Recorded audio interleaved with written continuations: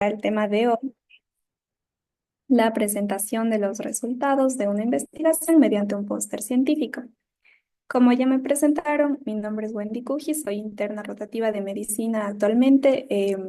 Justo acabo de terminar mis rotaciones hospitalarias en el Hospital Homero Castañer Crespo de Azogues y ahora me encuentro en el ciclo comunitario en el Centro de Salud Víctor Miguel Crespo, también de Azogues. Entonces, bueno, un gusto compartir con ustedes esta tarde. Para mí siempre es muy bonito poder participar en este tipo de talleres o charlas porque me gusta muchísimo todo lo que tiene que ver con investigación. Entonces, básicamente desde que estaba en primer año de la carrera me gustó mucho, me involucré en este tipo de cursos, de talleres para aprender todo lo que podía al respecto. Y en ese camino he ido tratando siempre de participar en justamente en concursos, por ejemplo, de póster científicos, em, y me ha gustado mucho la experiencia. Entonces espero que ustedes también, si es que ya lo han hecho, lo sigan haciendo, porque es una forma muy bonita de uno mismo fortalecer su conocimiento en un área específica, que es lo que generalmente se hace con un póster. Y también de, si es que participamos en concursos nacionales, internacionales, de representar a nuestras universidades, de compartir con nuestros compañeros y de generar una formación científica continua y que finalmente en el futuro, con mucha suerte y con mucho optimismo, vaya a permitirnos mejorar en general eh, el nivel de educación de nuestro país. ¿Ya? Entonces, con esta introducción, vamos a empezar con qué es un póster científico. Ustedes todos ya tienen la noción de qué es un póster y lo podemos definir como una herramienta de comunicación científica, que básicamente lo que hace es ayudarnos a presentar los resultados de una investigación de forma más visual y de forma concisa. Este punto es clave porque en un póster nosotros tenemos que concentrar la información que generalmente proviene de un manuscrito o de un artículo ya publicado. Esto también va a depender del tipo de convocatoria en la que nosotros estamos participando, porque muchas veces en los congresos lo que se convoca es a enviar pósters en relación a los resultados preliminares, por ejemplo, de una investigación que aún está en curso. También pueden ser ya los resultados de una investigación completa que todavía no se ha publicado y la mandamos al Congreso, la empezamos a comunicar a través del póster y después es posible que la publiquemos en una revista.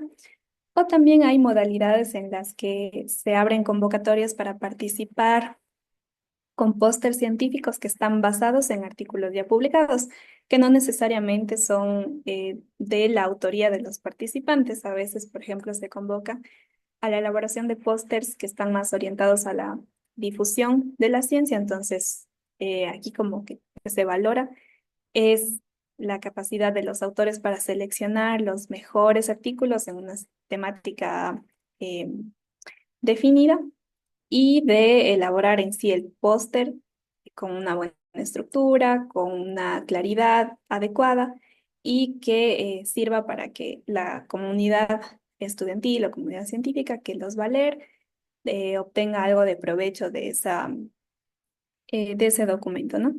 Entonces, una de las primeras cosas que pueden representar un reto para nosotros aquí es la capacidad de síntesis, que ustedes mismos ya la han mencionado dentro de las dudas que dejaron en el cuestionario del Google Forms. Y esto también aplica cuando nosotros estamos elaborando, por ejemplo, el resumen de un artículo científico. Entonces, aquí como una recomendación para lograr sintetizar es que ustedes deben primero tratar de, o sea, obviamente cuando ya se están preparando para presentar un póster, quizá no tienen mucho tiempo para esto, pero es algo que ya se puede ir creando como un hábito, por ejemplo, de leer artículos científicos de lo que a ustedes les interese y fijarse siempre en el resumen. Entonces vayan viendo el estilo en el que los autores colocan, el orden en el que van colocando las ideas y la forma en que se las arreglan para colocar lo más importante sin ser redundantes.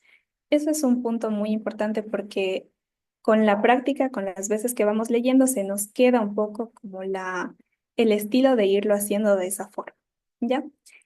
Y además, cuando ustedes ya vayan a redactar, porque siempre que uno hace un póster, generalmente parte de un documento escrito en un procesador de texto. Entonces, desde esa parte ustedes vayan viendo que, por ejemplo, a veces estamos incluyendo artículos que no son necesarios. Me refiero a artículos de la, los, unos, unas, ese tipo de cosas, ¿no? Podemos estar incluyendo demasiadas estas palabras que al final no nos aportan información o nos damos vueltas ahí mismo para decir algo que se puede decir en dos palabras. Entonces, ese tipo de información, una vez que ustedes redacten, dejen pasar un tiempo, 1 hora, 2 horas, hagan otra cosa, regresen, lean de nuevo y vayan subrayando lo que ustedes se den cuenta que está como sobrando. Entonces, es un proceso similar al que hacen los artistas con sus obras de arte, ¿no? Siempre nos parece bonito a primera impresión, como que ya todo está listo, pero o sea, nos distraemos en otra cosa, volvemos, vemos de nuevo y decimos como que quizá esto se puede modificar. Ya, entonces, bueno, eso finalmente se va ganando también con la práctica y lo importante es que ustedes se rijan también al número límite de palabras que se les da. Entonces, podemos ir mejorando en este aspecto de la síntesis con la práctica, eso es muy importante, pero siempre lo que nos va a dar la pauta es la cantidad de palabras que se nos acepta para determinada convocatoria, ¿ya? Ahora, hablando de la estructura del póster. La estructura puede ser variable, no siempre va a ser la misma, y esa también es una duda que ustedes mencionaron. ¿Por qué va a ser variable? Porque va a depender, yo considero que principalmente de dos factores. El primero es el tipo de investigación que nosotros vamos a comunicar a través del póster. Por ejemplo, va a ser diferente la forma en que nosotros presentamos un póster de una investigación lo que sería un artículo original, es decir, los estudios de prevalencia, los estudios de casos y controles, ese tipo de estudios que generalmente se organizan con introducción, metodología, resultados, discusión, conclusiones, pues la misma estructura o es una estructura similar es la que va a tener el póster científico.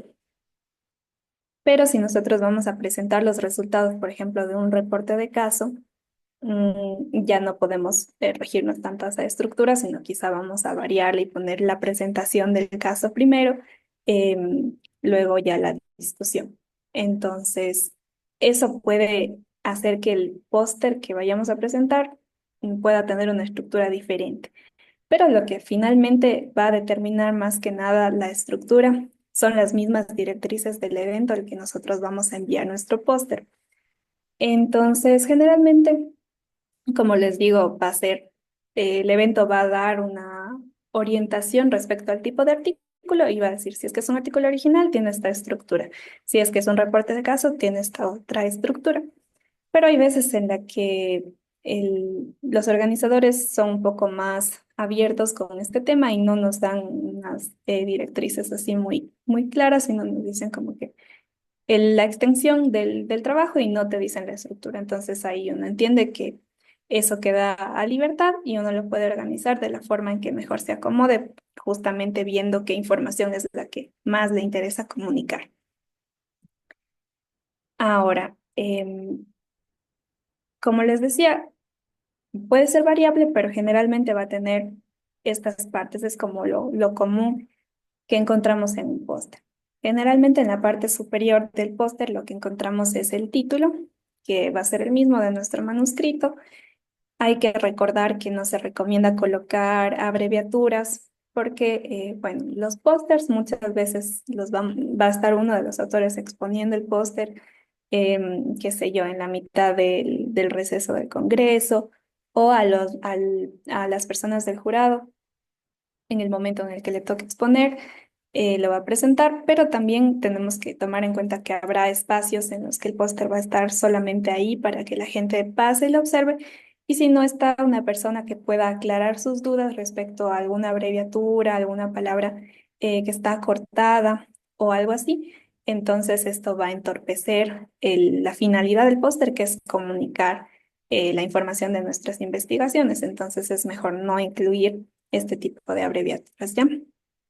Luego, debajo del título, es donde generalmente ponemos el nombre de los autores y la afiliación de los autores. Entonces, esto es muy similar a como lo hacemos en un manuscrito que va a ser sometido a una revista. El nombre de los autores con un superíndice al final, por ejemplo, para colocar la afiliación. Entonces, por ejemplo, uno, Universidad de Cuenca, Facultad de Ciencias Médicas, Universidad de Cuenca, Cuenca, Ecuador. ¿Ya? Y si hay otro autor que es de otra universidad, pues sería dos y la afiliación de esta otra universidad, por ejemplo, Facultad de Medicina, Universidad de la SUAY, Cuenca, Ecuador. Entonces ahí es para identificar el trabajo. Hay veces en las que es posible que se pida que no se coloque esta información dentro del póster. En los congresos no suele pasar, pero por ejemplo, cuando los concursos quieren que no se conozca el nombre de los autores por el tema de sesgo, pueden pedir que se omita esta información, que no se coloquen los nombres ni nada que identifique a los autores dentro del póster. ¿Ya?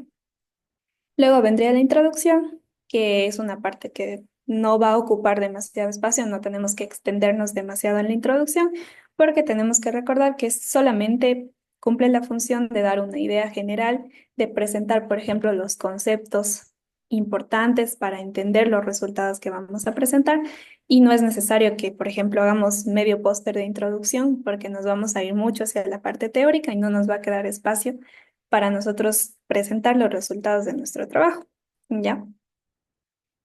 Luego vienen ya la parte de metodología, objetivos y metodología, en la que, bueno, generalmente se puede colocar, depende del espacio que tengan, pueden colocar solamente el objetivo general o también los objetivos específicos. Y la metodología, aquí tienen que definir bien el diseño de su estudio y, por ejemplo, las variables, el tipo de análisis estadístico que hicieron en caso de que aplique, para que las personas que van a ver el póster entiendan rápidamente de qué forma van a ser presentados sus resultados y de qué forma se obtuvieron sus resultados, ¿ya? Que es algo que es la parte que más le interesa generalmente al público, la parte de los resultados. Entonces, para esta parte es para la que vamos a reservar la mayor cantidad de espacio en nuestro póster.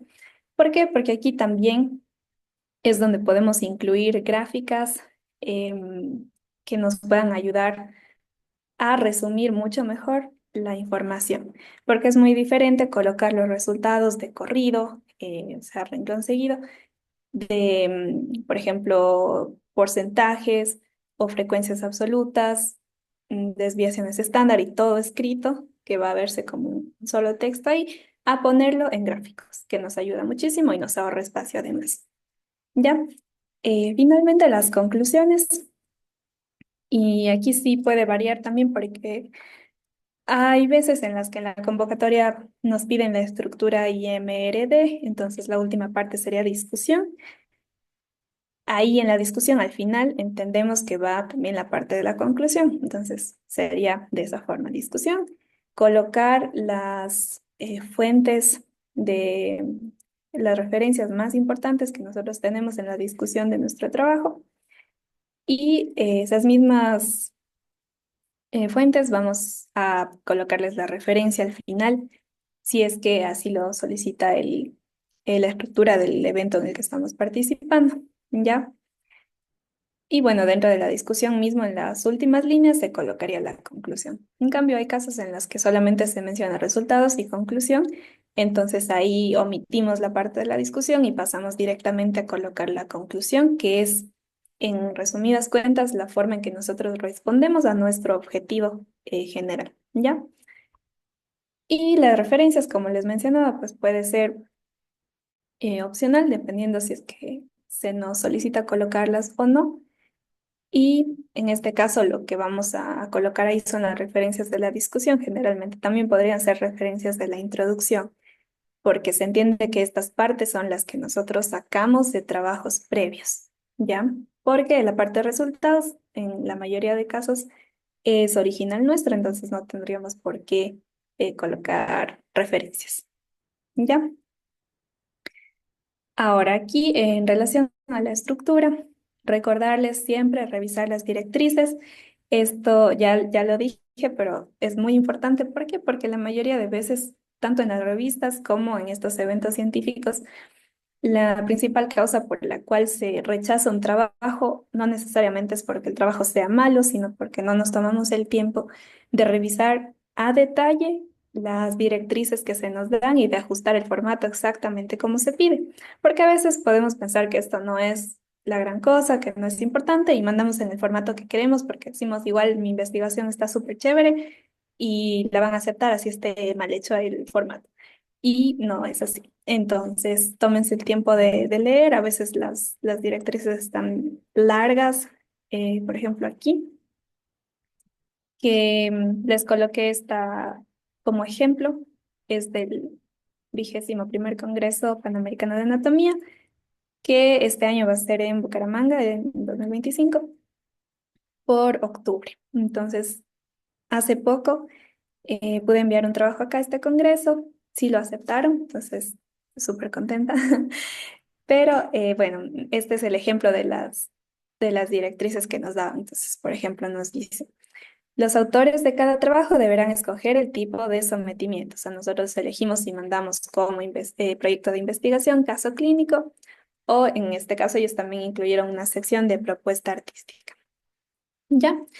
En este caso tampoco ellos especifican que directamente vamos a presentarlo como póster. Hay algunos eventos en los que uno manda el resumen y luego le dicen, lo seleccionamos para presentar en formato de póster o lo seleccionamos para presentar en formato de presentación oral, que sería con diapositivas, una pantalla, por ejemplo. Entonces, eso depende. A veces en algunos eventos ya directamente dice convocatoria para póster científicos. Ya, entonces, de todas formas, leemos cada una de las especificaciones. En este caso, para el proyecto de investigación, que fue el que yo envié, nos pedían, ahí nos especifican, pueden ser resultados finales o preliminares. Nos dicen un máximo de 300 palabras que hay que mandarlo en inglés y en español. Eso también es importante.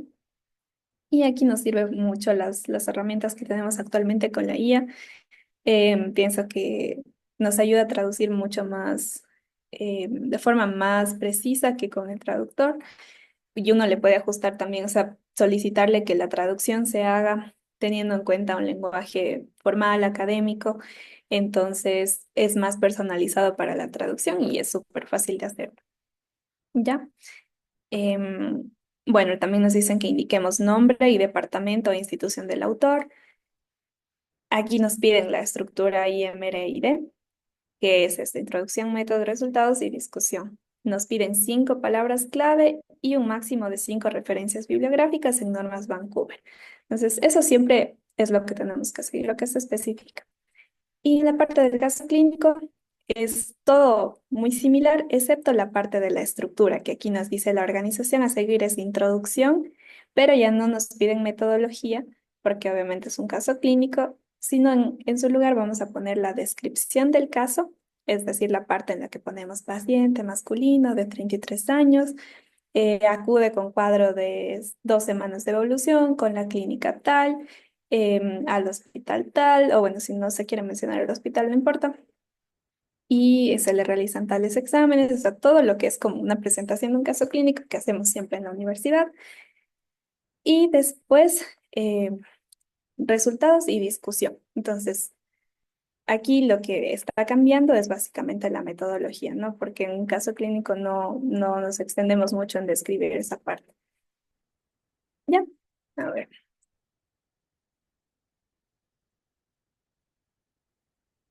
Ahora yo les he colocado aquí algunos pasos que yo considero que son útiles para elaborar nuestro póster, para diseñar y elaborar como tal. Entonces, el primer paso siempre sería elegir la investigación que vamos a ocupar.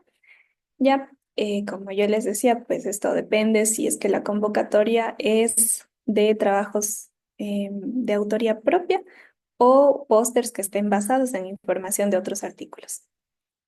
Si es que es de autoría propia, pues aquí no nos vamos a hacer mucho lío, porque generalmente no es que tenemos un montón de trabajos, sino ya el que queramos presentar, el que vaya más acorde con el tema, porque en los eventos también a veces nos delimitan la temática, si es un congreso de cardiología, de artículos de cardiología, si es que es de nutrición y así. En cambio, cuando se trata de pósters basados en artículos de otros autores, aquí sí es muy importante esta parte de elegir las investigaciones que vamos a escoger, ¿ya? ¿Por qué? Porque siempre debemos elegir aquellas que tienen un nivel de evidencia más alto, que como ustedes ya sabrán o habrán escuchado, tenemos una pirámide de la evidencia científica, que eso es otro tema, pero en la parte, ya no en la parte superior de la pirámide, porque eso ya se cambió, pero como digamos, se les coloca a este tipo de estudios como con una lupa a un lado de la pirámide, em, como analizando la evidencia y la validez de los otros tipos de estudios que están en la pirámide y son las revisiones sistemáticas y los metaanálisis. Entonces, estos son los artículos que más peso en nivel de evidencia nos van a dar. Y después siguen los ensayos clínicos aleatorizados. Uy, ya. Entonces, esto aquí siempre la recomendación sería elegir ese tipo de artículos. ¿Cuándo no vamos a elegir estos? Cuando el evento al que estamos participando tenga una temática muy definida, por ejemplo, no sé, infecciones o enfermedades infectocontagiosas en Ecuador. Entonces, quizá no hay un metaanálisis de eso o es muy o va a ser muy limitado exactamente qué de esa temática encontramos porque es algo más local. Entonces ahí lo que vamos a buscar en cambio son trabajos lo más locales posible y lo más cercanos al tema que se nos está dando. Entonces ahí en cambio nos vamos a ir por estudios que quizá no son de un alto nivel de evidencia, pero son muy específicos para responder el problema de investigación al que está enfocado en este caso este concurso o evento que está convocando los pósters, ¿ya? Bueno, punto dos, revisar las directrices. Creo que esto ya quedó bastante claro, pero sería luego de elegir el artículo, ¿no? Es como ajustar el artículo a las directrices. En tercer lugar, elaborar un resumen. Como les decía, en este tipo de eventos, bueno, la mayoría, yo no he visto alguno en el que solo se manda el póster, pero puede ser que sí haya. Entonces, en la mayoría se envía un resumen, que es en un formato, por ejemplo, Word, solamente texto con el número específico de palabras que están pidiendo, las palabras clave, resumen en español, inglés, todo eso, todo, pero solamente en un documento que es para que las personas encargadas de la selección de los trabajos puedan revisar y decir, bueno, este sí me interesa, lo colocamos, lo aceptamos para que se presente como póster. ¿Por qué? Porque obviamente es un esfuerzo adicional hacer el póster, toda la parte del diseño, la parte gráfica para que finalmente no sea aceptado. Entonces, generalmente se hace esto, ¿no? Nos informan si es que fue o no aceptado y luego ya nos dan el plazo, nos indican las fechas en las que se va a presentar el póster y ahí sí ya le hacemos todo bonito y todo, eh, ya el diseño como tal. Ya, punto cuatro, seleccionar los gráficos o imágenes médicas que sean esenciales, ¿no? Entonces ya nosotros tenemos el texto, ya partimos de la base del texto y ya le podemos ir como que tratando de acomodar en el programa o aplicación que vayamos a usar para el diseño, para ir viendo más o menos cuánto espacio nos va quedando y de acuerdo a eso vemos qué gráficos o imágenes serían muy importantes de colocar. Entonces eso ya va a depender de cada trabajo. Si es que es un caso clínico, por ejemplo, es muy interesante incluir imágenes médicas porque quizás, sobre todo si son casos raros, esto es como una de las cosas más interesantes que le puede llamar la atención al público y al jurado. Si es que no se trata de un caso clínico, generalmente no tenemos imágenes como tal, sino más que nada gráficos. Ya, en la parte 5 ahora sí vamos a elegir una herramienta de diseño. Y aquí, bueno, yo asumo que la mayoría de ustedes quizá conoce hasta más herramientas que yo, pero de las veces que yo he participado, a mí me gusta mucho Canva, me parece que es súper fácil de usar, tiene diseños bonitos que son de uso libre, entonces no hay problema con los derechos de autor. También es muy sencillo como que ajustar todo el tamaño del texto, por ejemplo, los colores, es súper fácil de usar, a mí me encanta Canva. Y también he hecho estos pósters en PowerPoint, que ahí sí es como más complicado, pero en cambio a veces ya para el momento de exportar el diseño también es chévere porque el formato a veces ya puede quedar como que definido para otro póster que hagamos después. Entonces, sí, me gusta más Canva, sobre todo. Sí, he hecho en PowerPoint.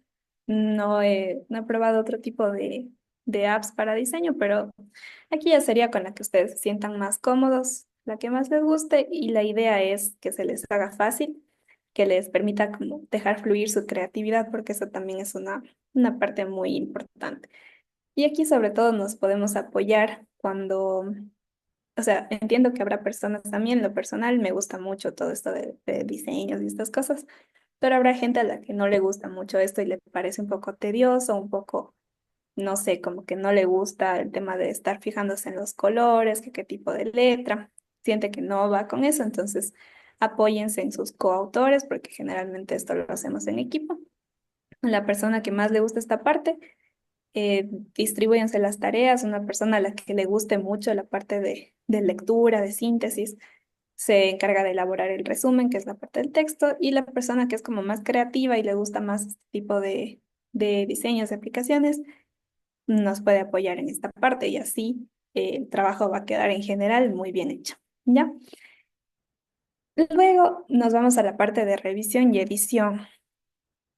Yo ya les comenté como un consejo que ustedes pueden hacer solos para revisar que estén seguros que así es como quieren que queden, ¿no? Dejar pasar un tiempo, regresar, revisarlo y ahí vamos a ver como que las fallas que a veces se nos fueron en la primera sesión de elaboración del póster. Pero esto también se puede aplicar, como les decía, con sus compañeros o incluso con docentes, con sus mentores.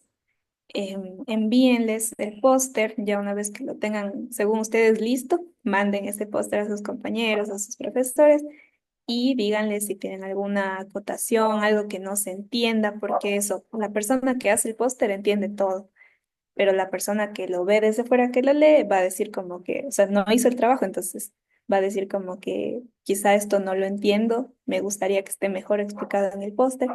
Y eso nos ayuda mucho a nosotros porque realmente el jurado va a ser así, una persona externa que no tiene idea del trabajo que nosotros hicimos y estas retroalimentaciones de otras personas nos sirven mucho, ¿ya? Y ahí obviamente le cambiamos, le vamos ajustando lo que haga falta y ya, tampoco se pasen en esta parte porque a veces hay gente que es muy perfeccionista. Yo a veces tiendo a ser un poquito así, pero hay que tomarlo también con calma. O sea, es una parte importante del diseño, otra parte muy importante ya está hecha, que es el trabajo en sí, y otra parte muy importante es la que viene al final, la presentación del póster, ¿ya? Entonces, no nos estresemos tanto con el diseño y que quede perfecto, hay que cuidar mucho, eso sí, la ortografía, este tipo de cosas. Pero bueno, hay que hacer lo mejor que se pueda y ya, no estresarnos demasiado tampoco. En el número 7, la preparación para la presentación, que bueno, aquí esto lo vamos a tocar como un punto aparte, en el que también les coloqué algunos tips que yo considero que les pueden servir. Mi experiencia, que no es también súper amplia, pero bueno, les comento. Uno, el dominio del tema. Esto es más en relación a la parte teórica de lo que ustedes van a exponer. Por ejemplo, si su póster es no sé, de cardiopatías congénitas. Entonces, sentarse a leer muy bien todas las cardiopatías congénitas que hay, sus características, sus síntomas, cómo se diagnostican, cómo se tratan, la prevalencia, cuáles son las más prevalentes en nuestro país, o sea, todo eso, porque a veces de ahí es de donde salen preguntas del jurado. Y si uno tiene como que ya hace esa revisión previa, se va a sentir más seguro y con más confianza a la hora de presentar. ¿Ya? Dos, aclarar las dudas con tus coautores y mentores. ¿Por qué menciono esto? Porque también, como les decía, si bien el póster muchas veces puede ser un trabajo en equipo, el mismo trabajo de investigación como tal también es un trabajo en equipo. Entonces, a veces hay una persona en el equipo que es más diestra en el tema de metodología, por ejemplo, y es la que se encarga de redactar la metodología o de hacer el análisis de los datos. Y hay otras personas que estamos aprendiendo y que nos encargamos más de hacer la parte, no sé, de la introducción, o personas que son más, que les gusta mucho revisar un montón de trabajos, que son mejores haciendo la discusión y se encargan de hacer la discusión. Y quizá ahí la persona que va a presentar el trabajo no hizo o no participó muy activamente en alguna de estas otras partes y le quedan ciertas dudas. Entonces, aclaren eso siempre con la persona que más experiencia tiene dentro de su equipo. O si es que dentro de su equipo no lo pueden solventar, pregunten a sus mentores, a sus tutores, a sus docentes para que les ayuden a aclarar ciertas cosas, ¿ya? Sobre todo yo diría que en la parte de conceptos quizá que no entiendan muy bien, y también en la parte de metodología y la parte de estadística, que es donde solemos tener más como estas falencias a veces. Aclarar eso muy bien para que no nos vayamos a confundir al momento de explicar los resultados o de responder alguna pregunta que nos hagan, ¿ya? También, como recomendación, practicar la exposición en voz alta es importante porque a veces el tono en el que nosotros estamos presentando, la entonación, la forma en que decimos la información, va a hacer que varíe el mensaje que realmente estamos enviando, ¿no? A nuestros receptores. Mm, yo diría que no, o sea, no tengo como un número de veces que les podría decir que expongan, que se hagan la exposición a ustedes mismos o a otras personas. Alguna vez escuché que un compañero que también hacía presentaciones de este tipo, como charlas y demás, pues mencionó que a él le gustaba practicar por lo menos unas 7 veces para estar seguro de que le iba a salir bien la exposición. A mí, en cambio, lo que me gusta hacer es, yo a veces no practico ni una vez la exposición realmente, pero me gusta practicar como por partes. O sea, a medida que yo voy haciendo, por ejemplo, estas diapositivas, a medida que voy haciendo, como que voy pensando lo que quisiera decir en cada diapositiva. Y bueno, eso ustedes ya tienen también experiencia porque en la universidad siempre estamos exponiendo un montón de cosas, pero a veces sí nos ganan un poco los nervios cuando estamos en este tipo de eventos que decimos como que, uy, ya estamos fuera del salón de clase y nos van a ver personas muy especializadas en el campo, especialistas, doctores, personas que hacen su maestría, porque todas esas personas van al congreso, no solo vamos como estudiantes. Entonces sí, pero esto nos ayuda mucho a controlar esos nervios, ¿ya? Y también tomarnos el tiempo. Esto es muy importante porque en las presentaciones de pósters, cuando se incluye una presentación, una defensa oral, generalmente también se da como directriz un tiempo máximo que tenemos nosotros para presentar el póster. Por ejemplo, yo hace como 2 años ya, mucho tiempo, que participé en un congreso aquí mismo en Cuenca, de nutrición, y presenté un póster. Entonces ahí nos daban, por ejemplo, lo que fueron 10 minutos, si no me equivoco, 10 minutos era el tiempo máximo que nosotros podíamos tomarnos para dar toda la explicación del póster, y luego había como 5 minutos adicionales para preguntas. Entonces, eso también siempre estén pendientes porque podemos ser descalificados por unos segundos que nos pasemos de este tiempo. Entonces, siempre esto es muy importante. Ya tenemos también la parte de formular posibles preguntas. Esto va de la mano con aclarar las dudas que tenemos, pero es un poquito diferente. Les explico por qué. El aclarar las dudas que les mencionaba es lo que nosotros no estamos muy seguros, por ejemplo, del trabajo, que ya les mencioné algunos ejemplos. Y formular estas preguntas es ponernos en el lugar del jurado, de las personas que nos van a evaluar, y ponernos a pensar qué cosas adicionales nosotros creeríamos que son importantes aunque no estén en el post, porque obviamente ya lo más importante nosotros lo pusimos ahí, pero habrá cositas que también son chéveres, son interesantes, que no, ya no alcanzó a colocarles ahí, o datos, como datos curiosos, cositas así, cosas de estadística que se pueden preguntar las personas que vean el trabajo. Entonces, anotar esas preguntas que nos vayan surgiendo a nosotros, igual podemos pedir a nuestros compañeros que hagamos esa lluvia de ideas, como de preguntas que nos genera nuestra investigación, porque la idea también de comunicar algo siempre es que no que se quede ahí, sino que sea la base para que salgan nuevas inquietudes y de ahí salgan nuevas investigaciones. Entonces, si nuestro trabajo genera preguntas, es un buen trabajo, ¿ya? Entonces, todo esto que vaya saliendo, anótenlo y vayan buscando después las respuestas a cada pregunta que se hicieron. Eso también les va a dar mucha seguridad a la hora de presentar. Y en mi caso, yo cuando hice eso, la verdad que la mayoría de preguntas que me hicieron yo ya las había planteado antes, entonces fue súper bien. Ya. Y por último, pero no menos importante, preparar el material con anticipación. Como ya les decía, pues esto va a depender. A veces en los congresos quizá ya tienen pantallas donde uno va a colocar la presentación o el póster como tal, pero a veces no, sino que nos piden llevarlas en vinilo o en cartulina. Entonces, tener todo eso ya con tiempo, porque, bueno, yo siempre pienso que cuando uno está con estrés, es cuando puede cometer más equivocaciones.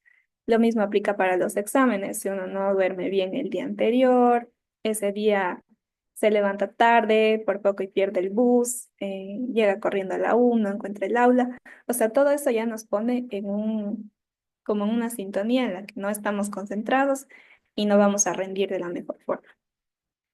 Pero si uno ya toma todas esas precauciones antes de tener el día previo como mínimo ya impreso el póster, la cinta, no sé, lo que vayamos a usar para fijar, o sea, tener todo listo, la ropa que te vas a poner, todo eso, para que ya ese día estés tranquilo y no tengas nada de qué preocuparte más que de presentar el póster.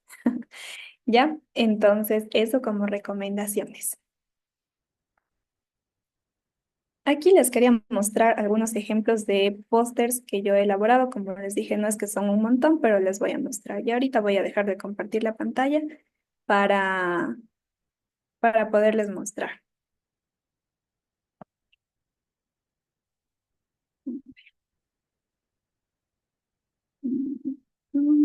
Creo que aquí, ay, no me deja ver la barra de arriba.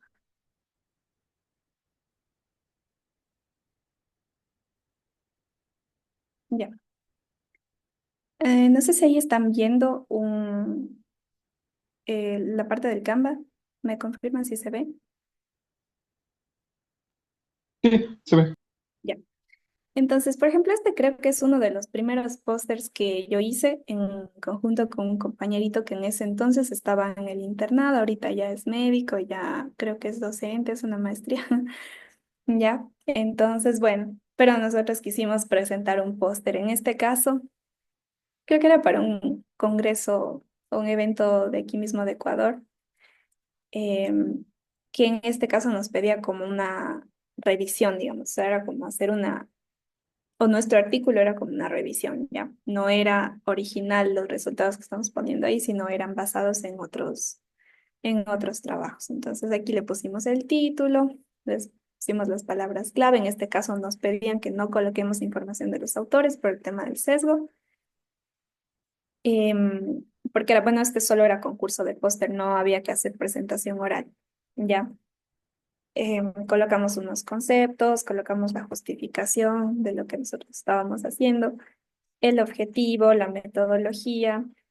En el desarrollo fuimos ya colocando la información como tal de lo que queríamos comunicar, que en este caso era fisiopatología, factores de riesgo, factores protectores, objetivos terapéuticos, todo lo relacionado con el tratamiento, criterios de referencia, criterios de intervención, y al final la conclusión.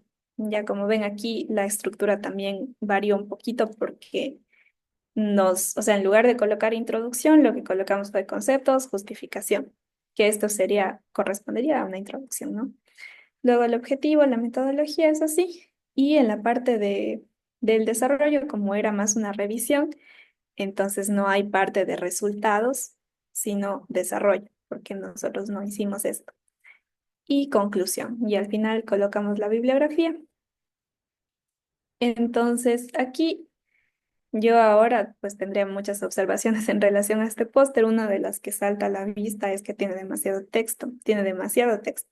Está muy cargado, los colores también como que están haciendo un contraste medio no tan bonito que nos distrae del mensaje que queremos dar. Entonces aquí obviamente resumir más el texto habría sido muy importante. Y también, por ejemplo, aquí colocamos bibliografía. Mm, habría sido un poco más adecuado colocar referencias y colocar las citas de las referencias dentro del texto. ¿Ya? Ahora les voy a mostrar acá otro, que este fue para que fue un simposio, un congreso, ya no me acuerdo, hace algún tiempo en la Universidad de Cuenca mismo. Este era en cambio de un reporte de caso, una presentación de un caso que fue con un docente de neumología que hicimos esto y con algunos compañeritos de la SOCEMU Cuenca mismo. Tal vez ustedes los conocen. Entonces, bueno, lo que hicimos aquí fue el diseño. Tratamos de incluir, a mí me gusta mucho siempre hacer eso. De hecho, a Paula le preguntaba que, o sea, que me mandara los diseños de esta charla para usarlos en mi presentación, los colores, porque siempre me gusta poner los colores del evento en el póster que voy a hacer, pero eso ya es algo muy personal. O sea, a mí me gusta hacer eso, ya eso depende de ustedes. Pero siento que le da como que un toque más profesional porque va a casar mejor dentro de toda la temática del evento, los colores que esté de decoración ahí, todo se va a ver más chévere. Entonces, bueno, aquí colocamos como ven, título, subtítulo, en este caso hay subtítulo también que pueden colocar, nombres. Aquí no nos pedían la afiliación de los autores, sino los correos, entonces ya todo nos ajustamos a las directrices. Pusimos una pequeña parte de introducción que no está puesta como introducción como tal, pero es una introducción donde hablamos del agente etiológico, la epidemiología, en este caso era una tuberculosis endobronquial, ¿ya? Y luego va la presentación del caso como tal, entonces datos del paciente, el cuadro clínico, y aquí, como les decía, en los casos es donde más podemos incluir este tipo de imágenes, ¿no? Porque siempre va a haber imágenes de estudios de imagen como tal, de, en este caso, una broncoscopía, de la tinción de Barr, entonces todo eso, primero le da una mejor presentación al póster, la hace más interesante porque nosotros, por más que digamos como que somos muy científicos y lo más importante es la información, pero evolutivamente estamos diseñados para fijarnos más visualmente, entonces las imágenes ayudan mucho. Y bueno, ya ahí la información, considero que aquí sí estuvo más resumida, más chévere, no estuvo demasiado sobrecargado o está mejor organizado en todo caso. Colocamos referencias, porque bueno, sí hay una parte en la que nos basamos en información adicional, aparte del caso. Y también colocamos aquí, nos pedían colocar la página web del Congreso y el artículo, o sea, nuestro manuscrito, mejor dicho, porque aún no estaba publicado, entonces se colocó aquí un QR. ¿Ya? Y ahora, a ver, voy a dejar de compartir la pantalla porque quiero mostrarles el póster que les mencioné, que fue el que presenté hace como 2 años, que este lo hice en PowerPoint. Ahí creo que están viendo. Sí, ya. Entonces, este fue el quinto Congreso Nacional e Internacional de Nutrición Clínica, Metabolismo y Nutrición Pediátrica. Em, Si le conocen a la doctora Gaby Machado, ella fue una de las organizadoras de este congreso y ella nos comentó de la oportunidad de presentar algún trabajo en formato de póster. En ese momento yo no tenía ninguna investigación así como muy relacionada a nutrición o algo así, pero teníamos un trabajo que era un bibliométrico sobre nutrición perioperatoria, entonces como que calzó perfecto para esta convocatoria. Y bueno, aquí pueden ver en la parte superior, en este caso les coloqué los logos, tanto de la U de Cuenca, que era la universidad a la que yo estaba representando en este concurso, y el logo del Congreso. Ya, debajo le coloqué el título, los nombres de los autores con el superíndice que les mencionaba, En mi caso, uno, Facultad de Ciencias Médicas, Universidad de Cuenca, Cuenca, Ecuador. Y aquí está la afiliación 2, es de mi novio, de Johnny, con el que he hecho muchos trabajos, entonces él también participó aquí. Esta Facultad de Ciencias para la Salud, Universidad de Caldas, Manizales, Colombia. Y otras dos compañeras que, bueno, María Alejandra ya se graduó, pero en ese entonces era estudiante de la U de Cuenca, y Rafaela Torres también, que participaron en la elaboración del trabajo, entonces también eran autoras del póster como tal, pero siempre uno de los autores es el que presenta, ¿ya? Ah, y eso también, generalmente el autor que presenta se lo coloca primero en el orden, en el póster.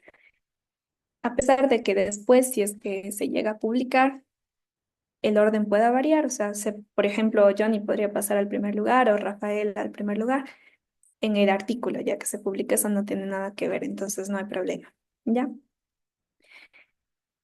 Ahora, bueno, aquí pueden ver la parte de introducción. Si ven en este gráfico, es uno sacado de Canva y le colocamos ahí abajo imagen de uso libre, canva.com, porque siempre es importante tener todo con referencias, ¿no? El objetivo, la metodología, como les decía, este fue muy biométrico, ahí está descrito todo lo que se hizo. El análisis, que fue estadística descriptiva, es de lo más sencillo que se puede hacer, ¿ya? Em, Acá los gráficos, colocamos este que, por ejemplo, está hecho en Excel, del número de artículos de cada tipo que encontramos, y un mapa de la distribución geográfica de donde provenían nuestros artículos, que es muy visual y al jurado le gustó mucho en esa ocasión. Las conclusiones, que son las que responden a nuestro objetivo, ¿ya? Y en este caso se colocó bibliografía a través de un QR, no se colocó ahí en en el mismo póster, que también es una opción. Y aquí sí está correcto la colocación de bibliografía porque es como más general la información que usamos externa, y la información que es la protagonista en este póster es la que proviene de nuestros resultados originales, entonces no era necesario ponerle muchas referencias, ¿ya? Entonces eso. Ahora sí voy a volver a la presentación de Canva.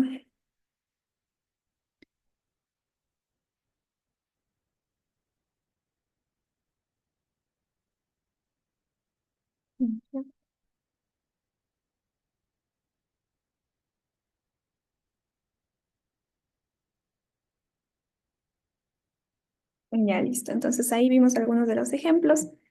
Y bueno, yo soy muy fan de los cantantes de música urbana y demás.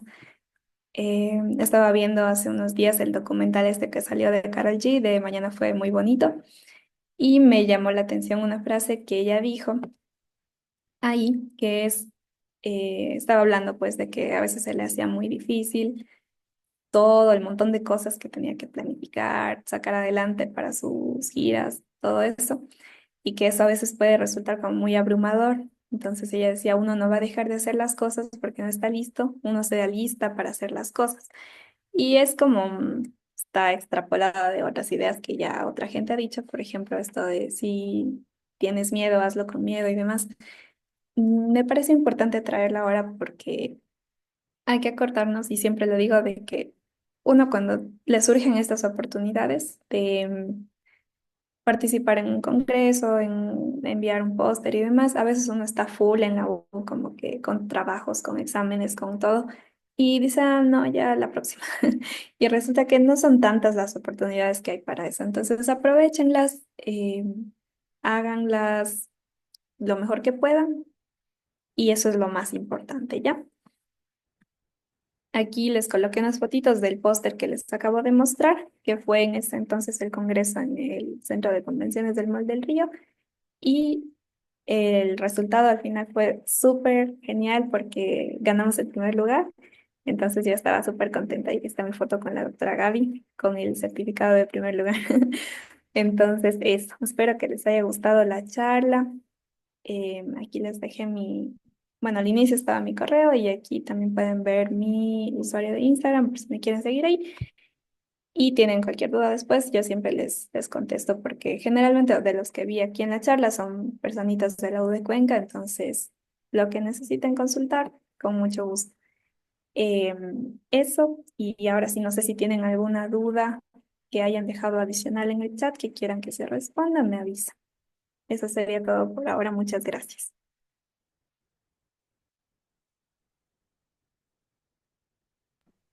Creo que no hay todavía ninguna duda. Si doctor, alguien quiere escribir algo por el chat o activar el micrófono para que Wendy nos ayude respondiendo.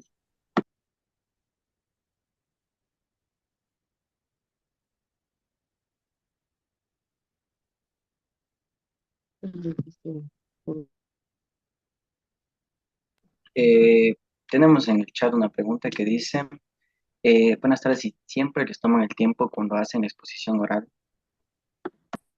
Ah, eso les decía, o sea, eso es todo lo que ustedes tengan como indicaciones del póster depende mucho de cada evento. Em, a ver, en este que yo les dije que fui, sí, nos tomaron el tiempo, o sea, no nos podíamos pasar de los 10 minutos. Pero he visto que hay congresos a los que uno va en los que simplemente el jurado pasa y le va preguntando, bueno, hace que el autor presente su póster, pero no están como que tan fijándose en el tiempo, sino más bien en el contenido. Entonces eso ya depende, pero siempre les van a especificar en la convocatoria si es que hay un tiempo y si es que no hay, pues no les van a poner nada.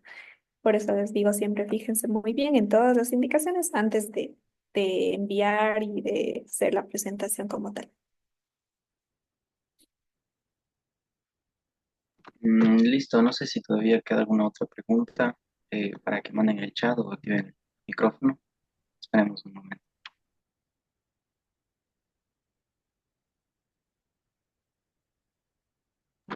Ya, de Anabel dice, una duda, ¿se pueden citar dentro de los póster?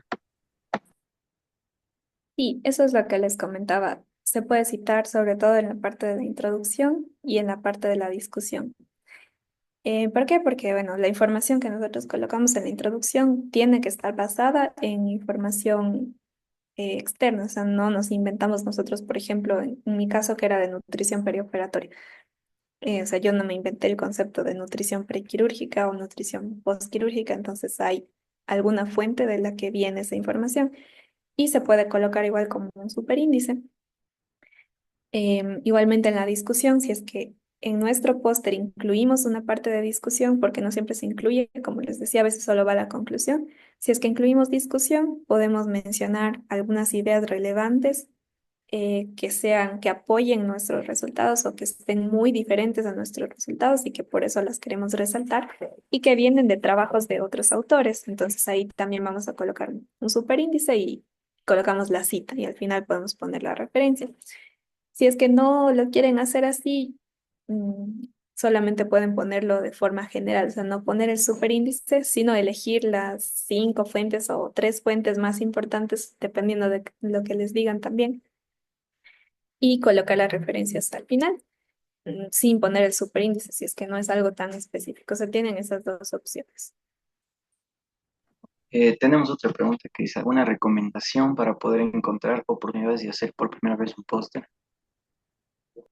Ya, o sea, para mí en lo personal, lo más fácil de hacer siempre es de los artículos originales, los que vienen con estructura de introducción, metodología, resultados y conclusión, porque es una estructura ya muy conocida en la que nosotros lo que más o sea, lo más importante que tenemos que hacer es aprender a resumir bien y ya con eso estamos del otro lado. Mientras que en el caso clínico también sí se puede hacer y es muy interesante y es muy valioso, como les decía, por lo mismo de que a veces se pueden incluir imágenes, se pueden incluir, o sea, como tal, los estudios de imagen o fotos. Es muy chévere, pero a veces podemos tener la dificultad de que no sabemos bien cómo organizarle la estructura. Yo les mostré un ejemplo, pero a veces, dependiendo de nuestro caso, por ejemplo, si nos centramos más en el tratamiento, nos centramos más en el diagnóstico, entonces la estructura va a variar y quizá ahí nos podemos hacer como un problema. O si estamos en ciclos inferiores donde todavía no hemos visto mucho estas materias de semiología, ya las especialidades, entonces quizá no estamos como muy al tanto de toda esta parte teórica y nos podemos complicar más porque en cambio los artículos originales, si bien hay que tener un dominio del tema, suelen ser cosas más específicas y que de la parte clínica tienen cosas muy puntuales. Entonces ahí donde nosotros más nos vamos a destacar es en explicar bien la metodología y los resultados, que son cositas de estadística, ¿no? Y lo que tenemos que dominar es la parte teórica, sí, en lo específico, para sobre todo resaltar la importancia. Pero las preguntas en este tipo de estudios más son orientadas, como les digo, a la metodología, a los resultados, a por qué creemos que nos salió lo que nos salió, a que si nuestros resultados se parecen o no a los estudios que se han hecho en este mismo campo, en nuestra zona, en otros países. Mientras que en los casos clínicos, quizás las preguntas pueden ser más específicas y dirigidas a la parte clínica mismo. Entonces, si no estamos muy preparados todavía, ahí nos podemos complicar, digamos, al momento de presentar. Entonces, sí es recomendable si ustedes ya están, por ejemplo, en tercer, cuarto año, ya se les va a hacer más fácil. Si todavía están empezando, sea, no digo que no lo puedan hacer, simplemente se les va a hacer un poquito más difícil. Entonces, mejor empezar con un trabajo de prevalencia, de ese tipo de cosas. Ya tenemos otra que dice, ¿es recomendable hacer pósters de reporte de caso o con cuál se puede iniciar como principiante?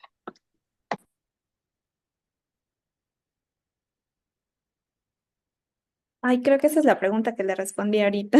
Es que yo estaba leyendo, no sé si me dijeron eso. Am, O, yo la pregunta pasada te leí de que era cómo hacer un póster por primera vez. ya, ya. A ver, entonces voy a responder la anterior, porque la que acabo de decir es la otra que leí en el chat. Ya. Em, encontrar oportunidades de hacer pósters por primera vez, ya. A ver, ahí tienes muchas opciones. Una de ellas es la universidad. No sé de qué universidad eres, pero bueno, en general todas ellas hacen este tipo de eventos. Em, las comunican en sus redes sociales o los mismos profesores te dicen va a haber un simposio, va a haber un congreso de tal cosa. Y ustedes, si es que no les dicen específicamente que va a ser para pósters, pregunten. Van a recibir trabajos, van a recibir pósters y, y vean qué modalidades reciben y todo eso, ¿ya? Entonces, esa es una forma. La otra, ahí métanse a las páginas de la U a ver todo eso, todo el congreso, porque en la mayoría de congresos siempre ponen también una parte de participación de trabajos científicos. La otra es que ustedes sigan en redes o en las páginas web de sociedades o asociaciones de las cosas que a ustedes les llamen la atención. Por ejemplo, si les gusta cardiología, la Sociedad de Cardiología, de Nutrición, la SEMPE que hay en Cuenca. Pregunten a sus compañeros, a sus profes, qué sociedades hay, si saben de algún congreso que va a haber próximamente. Y cuando ustedes siguen a estas asociaciones, ahí también en sus redes ellos comparten. Por ejemplo, próximamente el congreso en tal fecha, inscripciones abiertas. Y a veces ahí no dice específicamente pósters, pero ya cuando ustedes van a revisar la página del congreso, del evento en particular, van a encontrar que dice convocatoria a pósters científicos o convocatoria a trabajos científicos. Eso les decía, a veces no dice póster, pero dice trabajos científicos y una vez que se acepta su resumen, les dicen si va a ser para póster o para presentación oral, que más o menos es lo mismo, o sea, solo que la diferencia es que no hacemos un póster, sino diapositivos. ¿Ya? Entonces, esa es la otra opción. La otra es participar en eventos científicos de asociaciones estudiantiles. Por ejemplo, Asocemo Cuenca, yo no sé si hace tiempo se hacía mucho este tema de concursos de pósters. En lo personal, yo organicé varios de ellos hace tiempo. No sé si últimamente se han estado organizando con el internet, así me he distanciado un poco de la Asocem, pero si no es esta, por ejemplo, también en la Católica tienen su asociación Ucacue, hay otras en la Central, en la de Manabí, sigan esas páginas porque ellos también hacen este tipo de eventos. Y es más chévere porque quizá la experiencia va a ser un poco más gradual para ustedes porque están dirigidas a estudiantes. O sea, muchas de las veces estas asociaciones restringen incluso la participación a profesionales. O sea, dicen, requisito ser estudiante de medicina. Entonces ustedes van a estar compitiendo con personas que están a su mismo nivel y eso también puede ser más chévere como primera experiencia. Ya, eso aquí en Ecuador también hay en otros países, ustedes busquen. En Colombia hay un montón de ASOCEMs, bueno, en este caso SOCEMs son de ellos, de cada universidad, por poco hay una y hacen este tipo de eventos. En Perú también hay muchísimas. La FELSOCEM, que es a la que pertenece a SOCEM Cuenca, también hace sus eventos, hace como uno por lo menos anual y de ahí aparte hace unos tres o cuatro también de temáticas diferentes. Todas esas son fuentes donde ustedes pueden encontrar convocatorias a pósters y lo importante también es que si les gusta ya la investigación, vayan preparándose y ya, o sea, tengan sus trabajitos, como que busquen también las oportunidades para hacer trabajos, investigaciones y cuando salga esta convocatoria ya tienen algo con lo que participar, ¿ya?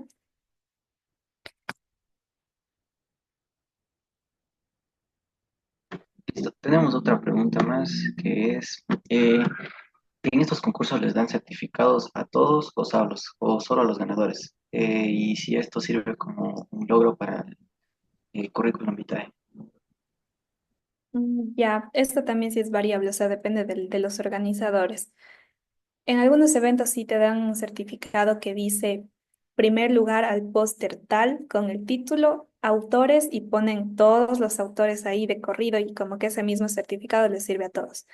A veces solo le dan certificado a la persona que presentó.